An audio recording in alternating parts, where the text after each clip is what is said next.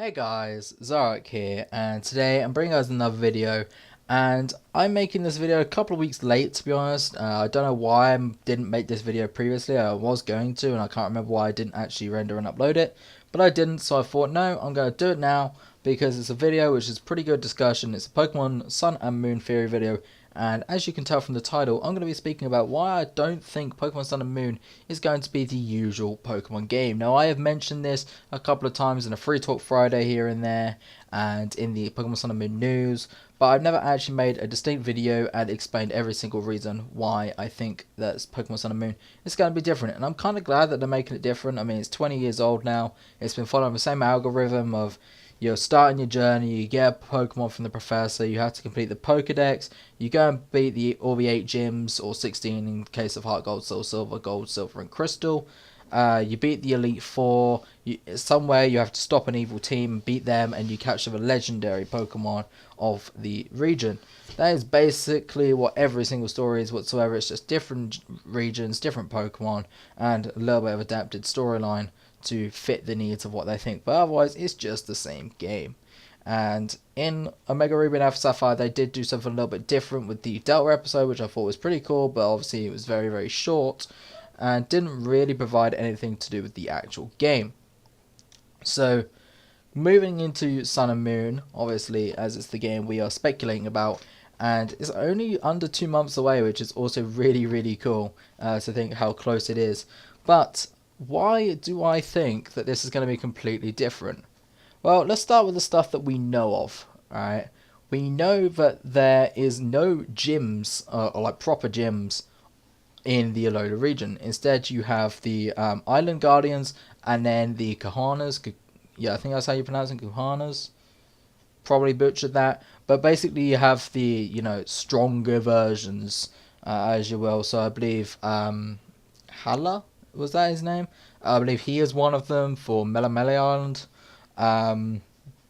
etc, etc. So you basically have 8 different people to beat, and then also you have the totem Pokemon that we'll get back to in a little bit. So that's really the first difference, right? There's no gyms really. Like, yeah, there's a like type gym structure, but there is actually no gyms. The second thing is the Elite Four. Now, this one is rumoured. I don't think it's actually confirmed, but I believe from the rumours, they're saying that you actually have to make the Elite Four, and you actually make them via the 4 Kahunas from the islands. So, again, you basically got your Elite Four, but it's a little bit different to normal. Now, the third thing we're going to get into is probably the biggest factor to me of why this is going to be a different type of game.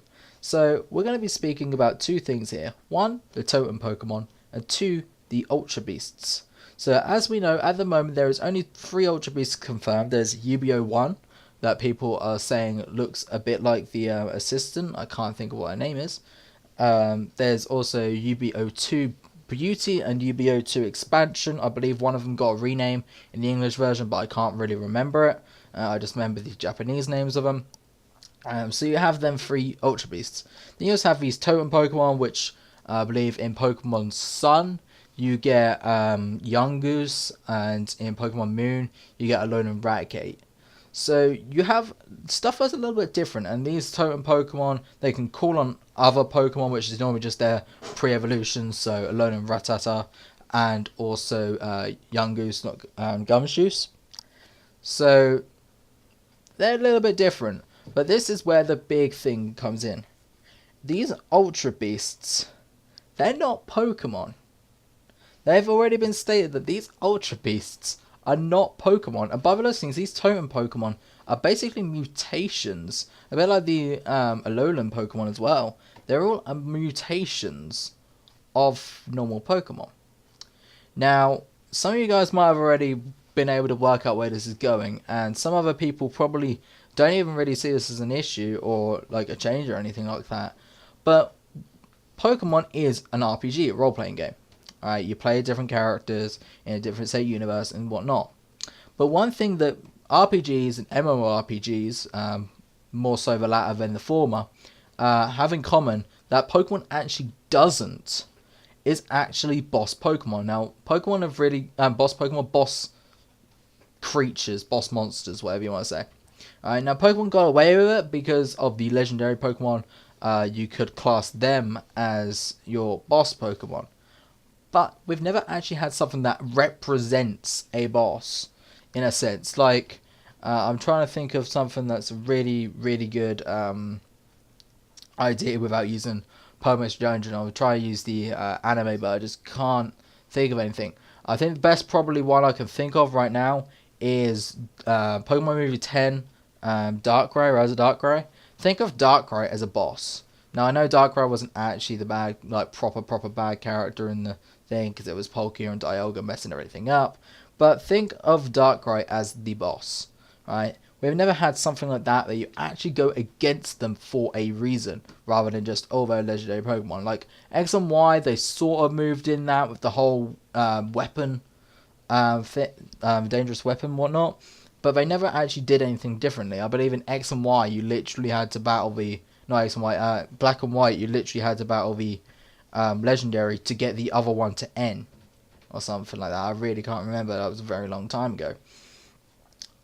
In Omega Ruby and Alpha Sapphire, you literally get Groudon or Kyogre because everything's getting out of whack. Like, you don't actually like have a boss. They're just other Pokemon. They're just legendary Pokemon.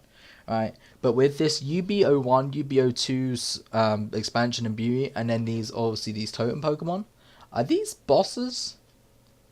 Like, are these actual proper bosses right now? Like, just think about that for a second. If you think of Skyrim, you have the dragons. If you think about Dark Souls, you have all the bloody bosses that I really can't name and really hate because they're always bloody stupidly overpowered. Even in games like World of Warcraft, RuneScape, they all have bosses. Right, RuneScape in particular, they have stuff like Araxi, Araxor, QBD, KBD. Right, we have nothing like that in Pokemon. We only just have these legendary Pokemon. So is this the start of boss Pokemon? That's really the main one that makes me think that there's going to be stuff different. And to us, I can't wait for that. Alright, and obviously the third thing is, right, that we've got different separate islands that, okay, yeah, it's not really something different. I believe they did it a little bit in Leaf Green and Fire Red, I think. I'm not really sure if that's the right ones. But then the fourth reason, and this one again is a pretty big one, is one Pokemon in particular. Alright, and it kind of links in with the boss idea as well. And that is Tapu Koko. Now, Tapu Koko, when we're in the E3 Expo, when the E3 Expo show, right, they said that you need to remember the name Tapu Koko because it's important. And from the way it looked like it was going to be a god or a ritual, and it is shown as the guardian of Meli Meli Island. Right, it's also dubbed as basically something sacred, but it's not legendary. That's the thing that's confusing. It's not actually legendary, but it plays a part in the story, and from the sounds of things, a pretty big one at that. And also, you see these Ultra Beasts going against Tapu Koko. That just, in a sense, even reinforces more that there's just going to be different, and these things are bosses. Like, you could think of it a way of maybe Team Skull were creating these Ultra Beasts, and they would, you know, try and kill off an island or something, and obviously Tapu Koko come and save them. But that doesn't really seem something Pokemon would do, because Pokemon would do it more discreetly, and they would also have ways to stop it before it happened. So I find that pretty interesting and something to think about. And yeah, I don't even know what to think about that. And just a little bit of a side note here before we end off this video and I can't speak, is if Tapu Koko is the guardian of Meli Meli Island, who is the guardian of the others? There's 3 other islands, and then there's the artificial island. So if you minus the artificial island, you still have 3 others. Who are the 3 other guardians? Or does Tapu Koko rule them all? Or, possibly, is Tapu Koko the guardian of one, Lunala the guardian of another, Solgaleo the guardian of another, and Marshadow the guardian of the 4th.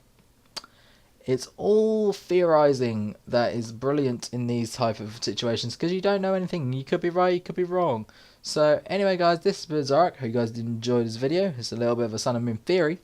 And I'm not sure really whether how much more theories I can really do. I can't think of really anything too much to theorize about. But I believe the demo is actually coming out soon. I believe they're actually confirmed, or basically it's been leaked out, but there is a demo. So the demo should probably be coming out soon, probably in the next 2-3 weeks.